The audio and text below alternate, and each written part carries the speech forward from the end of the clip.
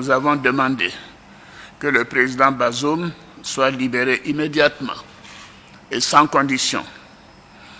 Troisièmement, nous avons demandé que le président Bazoum soit réinstallé dans ses fonctions de président du Niger afin de s'occuper de la gestion de son pays comme celle-ci lui a été confiée par le peuple nigérien.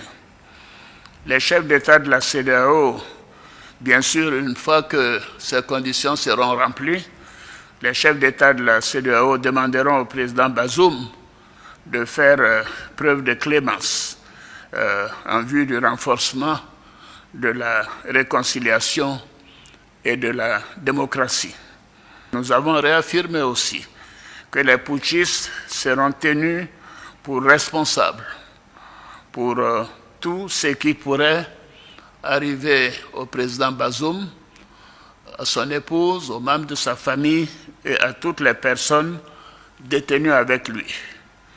Les putschistes sont tenus totalement responsables des sanctions imposées au Niger. C'est un point qui a été relevé par tous les chefs d'État. S'il n'y avait pas eu de tentative de coup d'État, il n'y aurait pas eu de sanctions sur le peuple nigérien, frère. Et nous tenons à le souligner. La Côte d'Ivoire a des relations fortes et spéciales avec le Niger depuis le temps d'Ameni Diori et de Houphouët-Boigny. Et nous souffrons de voir le peuple frère du Niger soumis à des sanctions. Fermeture de banques, commerce interrompu, diminution de fourniture d'électricité, mais nous tenons à dire que cela est la faute des putschistes. S'il n'y avait pas eu de tentative de coup d'État, cela ne serait pas arrivé. Je tiens à le souligner. Alors donc je demande personnellement, et les chefs d'État l'ont dit, nous demandons aux putschistes de mettre fin à la souffrance des Nigériens. Ça fait plus d'une semaine que ce pauvre peuple n'a pas d'électricité dans la plupart des régions. La nourriture commence par manquer. La famine pourrait s'installer dans le pays. Les gens ne peuvent retirer que 10 000 francs par jour et encore, ainsi de suite. Il faut mettre fin aux souffrances des Nigériens. Alors, la CEDEAO, vous savez, a fait sa part. Elle a dépêché plusieurs émissaires, dont le président Abdou Salam Aboubakar et le sultan de Sokoto, Saad Aboubakar. Mais ils n'ont pas été reçus par le chef de la junte et les putschistes. Cela est contraire à nos traditions africaines et constitue un manque de respect pour ces hautes personnalités, pour le Nigeria et pour toute la CEDEAO. Ce n'est pas acceptable. La CEDEAO, en fonction de toutes les informations que nous avons obtenues, de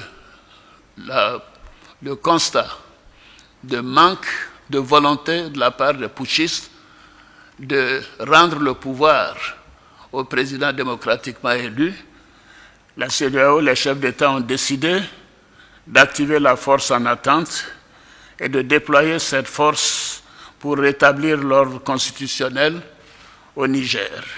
Les chefs d'État ont marqué un accord donc pour le déploiement des troupes d'un certain nombre de pays, dont la Côte d'Ivoire.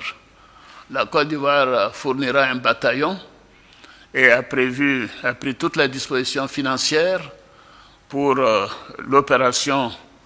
Si elle doit durer 3 mois, les provisions seront faites au niveau budgétaire pour que nos soldats et nos officiers qui participeront à cette opération ne manquent de rien.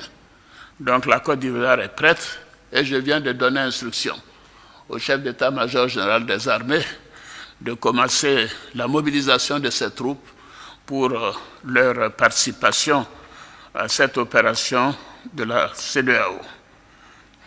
Je voudrais indiquer que ces décisions sont collectives, sont celles de la communauté des États de l'Afrique de l'Ouest.